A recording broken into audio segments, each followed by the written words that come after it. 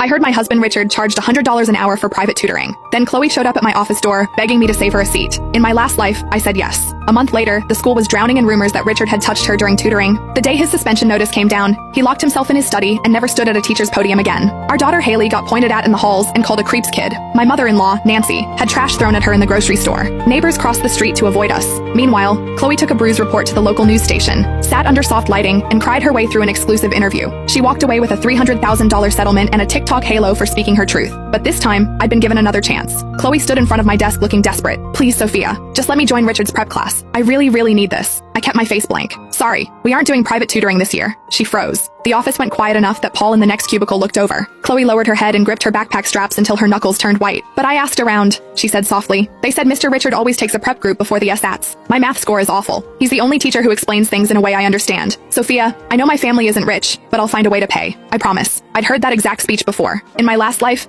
I'd felt sorry for her. I thought I was helping a struggling student survive college admissions. I even paid her first week's fee myself, and she repaid us by using Richard as a stepping stone. "Chloe," I said, "the curriculum changed this year. Richard isn't taking extra students." Her lips trembled. "Can I at least stand in the back? I won't take up a seat." "No. What if I just listen to the last 10 minutes of no?" With every answer, her expression grew more wounded. Soon a few teachers were lingering by the door. "Sophia, she's practically begging," one said. "Don't be so heartless. Her scores are bad. If she can't pull them up, she'll lose a year. Richard can handle one more student." In my last life, those same voices pushed me into agreeing. Then, when the scandal hit, they were the first to disappear. Seeing people take her side, Chloe let tears spill faster. "I don't want to cause trouble. I just want a good college. My dad hurt his back in construction, and my mom washes dishes at a diner. If I don't get a scholarship, I can't go." She bent as if to give me a dramatic bow. I stepped aside. "Don't do that." Humiliation flashed across her face. "If you want to study, study," I said, "but don't put on a show in my office." Right then, Vice Principal Harrison walked in. "What's going on?" Chloe turned to him at once. "Mr. Harrison, I wanted to sign up for Mr. Richard's math prep class, but Sophia said he isn't doing it this year." He looked at me. "Not doing it? Why wasn't I informed?" "Richard's schedule is full," I said calmly. "He doesn't have the time or energy for extra work." His face darkened. "Sophia, you work in administration. You know we have to look at the bigger picture. Chloe is one of our priority students this semester. Richard is one of our top teachers. He shouldn't be picky." I gave a small laugh. "Mr. Harrison, are we discussing an officially approved school program or an unofficial private arrangement?" He choked on the answer. The office fell silent. Our school had strict rules. Any after-school tutoring had to go through billing, scheduling, parental consent, and school records. Last time, Chloe's smartest trick had been turning an ordinary after-school Q&A into a secret private meeting. I wasn't giving her any gray area. Mr. Harrison cleared his throat. "Of course it's official." "Great," I said. "Then we'll follow standard protocol. Use the AV room.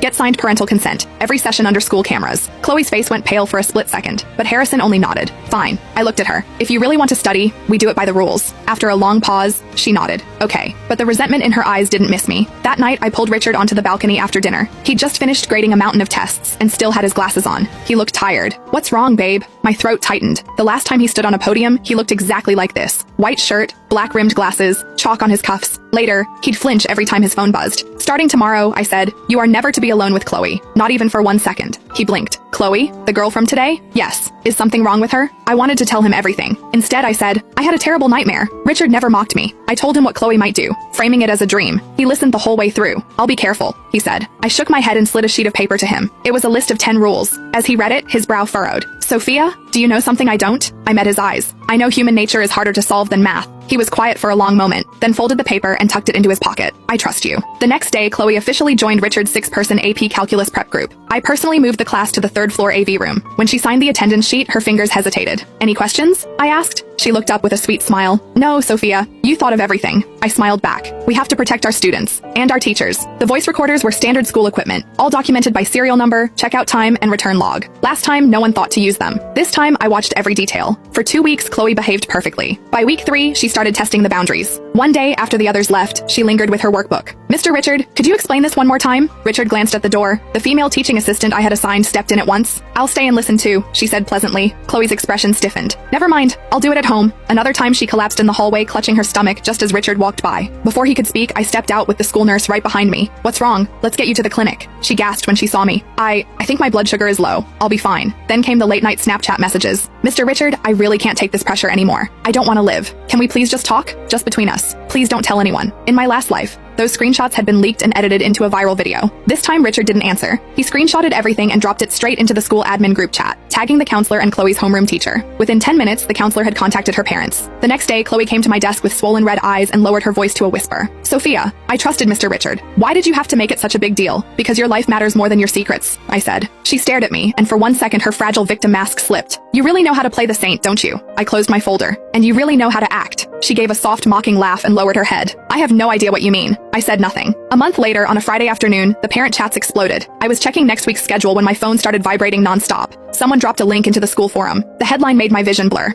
18-year-old prep school student breaks down. I'm too terrified to go to class after what my math teacher did to me. The thumbnail showed Chloe in uniform, eyes swollen, crying into the camera. I hesitated for so long, she whispered. I didn't know if I should speak up. He's a respected teacher, and I'm just a student. That night, after everyone left, he kept me behind. She let the sentence trail off. The comments were already rabid. Another predator hiding behind a teaching license. The school needs to fire him now. Doesn't this man have a daughter? My hands shook. A second later, Richard called. His voice was steady but rough. Sophia, don't look online. I could hear chaos behind him. Where are you? I asked. Third floor conference room. Harrison called me in. Don't say a word. Wait for me. I ran out of the office. Passing the middle school counselor's room, I saw Haley curled in a chair clutching her backpack, eyes red from crying. On the desk was a crumpled paper and black marker. Creep's daughter. For a second, my mind went blank. In my last life, this was when Haley stopped going to school. I knelt in front of her. Haley. The moment she saw me, she burst into tears. Mom, everyone says Dad did something horrible. I pulled her into my arms. Your father did nothing wrong. And this time, I'll make sure everyone shuts their mouths. I left her with a colleague I trusted and stormed upstairs. The conference room hallway was packed with parents, teachers, board members, and strangers filming on their phones. One woman in a beige blazer was speaking into a live stream. Amber, Chloe's cousin, local social justice influencer. In my last life, she was the one who cut Chloe's tears into viral clips and built a following off our destruction. As I approached, Amber said to her camera, "We are live outside the administration building. The teacher in question is inside, and the school is still silent. Is academic prestige being used to protect a predator?" The crowd started chanting, "Make him come out! Suspend him now!" I shoved open the doors. Inside, Richard sat pale and rigid on one side of the table.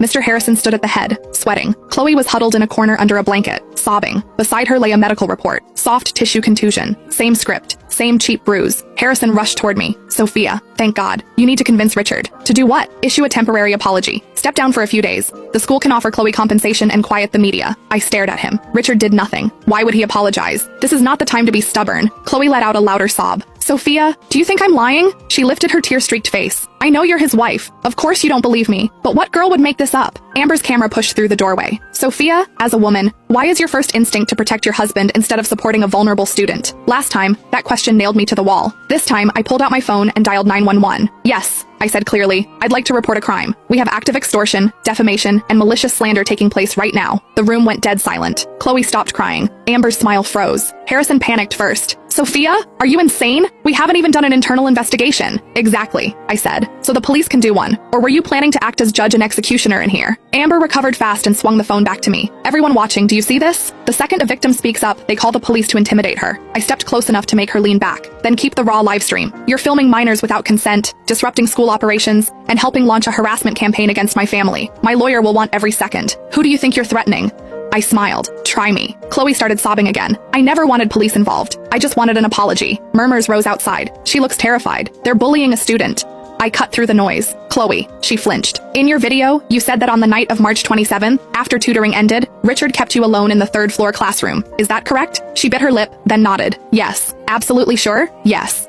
"And there was no one else in the room but the two of you?" For a split second she went pale, then forced out, "Yes." Richard stood abruptly. "I did not." I pressed a hand to his shoulder. "Easy." Then I turned to Harrison. "Pull the third floor hallway footage from that night." He frowned. "The hallway camera only shows people entering and leaving. It can't prove what happened inside." A flicker of smugness crossed Chloe's face. She thought she was safe. She thought this was still one of those accusations that couldn't be disproved. She didn't know I'd spent a month preparing for this exact moment. 2 officers arrived and asked who had called. I raised my hand, gave a clear summary, and handed over a sealed manila envelope I had prepared in advance. As they read, their expressions changed. Harrison wiped his forehead. "Officers, the online backlash is severe. Maybe we should suspend Richard first to calm things down." "No," I said flatly. Then I faced the officers. "Chloe is accusing my husband of an incident that supposedly happened after 9:45 p.m. on March 27th. That class was held in the AV recording room. Every student signed a consent form before joining. I am formally requesting that the audio recording from that classroom that night be played here, now." Chloe's head snapped up. Amber's hand shook. Classroom recording? Chloe's voice jumped. But I thought the mic was turned off after class ended. I looked at her, ice cold. The notice on the door is very clear, Chloe. The audio records from the start of class until 30 minutes after the room is cleared. You signed the agreement yourself. All the color drained from her face. Amber blurted, "How do we know you didn't tamper with it?" I reached into my bag and pulled out a sealed evidence bag. The recorder from that night was checked out under school protocol and sealed on return. The seal, log, and serial numbers are all documented. I looked around the room, then back at Chloe. Didn't you want justice? Let's hear what really happened in that room. The officer broke the evidence seal in front of everyone. No one spoke. The tiny recorder clicked. Static. Then Richard's calm voice. "That's all for today. Great work, everyone." 6 chairs scraped back. Students laughed, packed their bags, and walked out one by one. Attendance names were called as they left. Every single student answered. Then came the assistant teacher. "I'm heading downstairs, Mr. Holloway." "Thanks. I'll lock up." Footsteps. The door opened. Closed. Silence. Exactly 5 seconds later, another sound. The door creaked open again. Richard sounded surprised. "Chloe? Did you forget something?" I wanted to ask one last question." "You can ask now." Pages rustled. For nearly 4 minutes, they discussed a calculus problem. Nothing inappropriate. Nothing personal. Then Richard said exactly what I drilled into him a month earlier. "I don't meet with students alone. If you need more help, come back Monday during office hours." But everyone already left. "Then we'll end here." A chair scraped. Footsteps. The door opened. Richard called after her. "Make sure you sign out with security." Door shut. Then, 23 full minutes of an empty room. The recorder captured nothing except the air conditioner humming. Finally Richard returned. "Forgot my laptop." He picked it up. Locked the room. End of recording. The file stopped. Silence crushed the conference room. Richard had never been alone with Chloe for more than a few minutes, and even then the entire conversation had been recorded. There wasn't a single inappropriate word. Not one. Officer Daniels looked up. "Miss Chloe." His voice was suddenly much colder. "Can you explain your public statement?" Chloe's lips trembled. It wasn't." Amber grabbed her arm. She was traumatized. Victims don't always remember events perfectly. I nodded. "You're right." Then I handed over a second folder. Which is why I prepared something else. Inside were the hallway camera logs. The security desk records. The sign-out sheet.